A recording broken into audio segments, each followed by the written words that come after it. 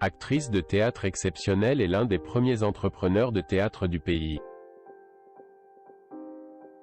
Madrid, 17 avril 1867 Madrid, 23 janvier 1928.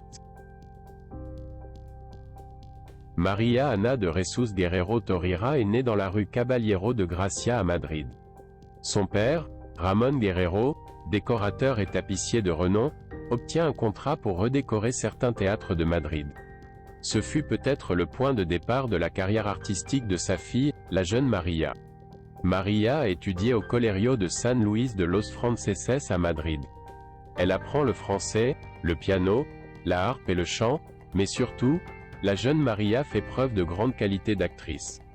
À l'âge de 18 ans, il parvient à rejoindre la compagnie théâtrale d'Emilio Mario. En 1885, il fait ses débuts avec la pièce Sin Familia, de Miguel Echegaray, au Teatro de la Comedia de Madrid.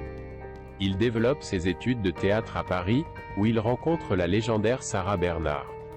De retour en Espagne, il joue le rôle principal dans une pièce de Benito Pérez Galdós.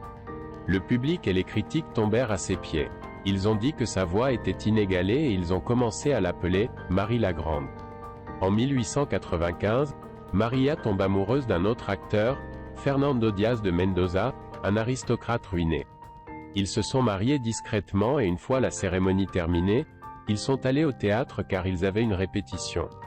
En quelques années seulement, la renommée de María s'est répandue dans le monde entier, une femme courageuse qui a risqué sa fortune pour parcourir l'Amérique avec toute sa compagnie. En Argentine, ils ont reçu María comme star, les théâtres de plusieurs continents ont été remplis, elle a fait jusqu'à 20 fois le tour de tout le continent américain.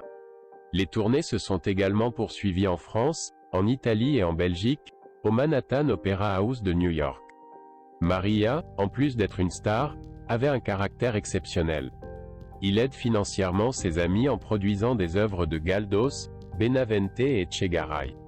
Elle n'a pas hésité à devenir entrepreneur en théâtre. En 1894, le théâtre espagnol, fermé pour cause de vétusté, lance un appel d'offres. Avec beaucoup d'efforts, ils y parviennent. Il mourut à l'âge de 60 ans des suites d'une crise du Rémi. Il a travaillé jusqu'au dernier moment. Ses funérailles à Madrid furent massives, en présence de tous les grands écrivains de l'époque et de milliers de personnes. Elle est enterrée au cimetière de la Almudena. Curieusement, son petit-fils était le célèbre acteur et réalisateur espagnol Fernando Fernán Gómez.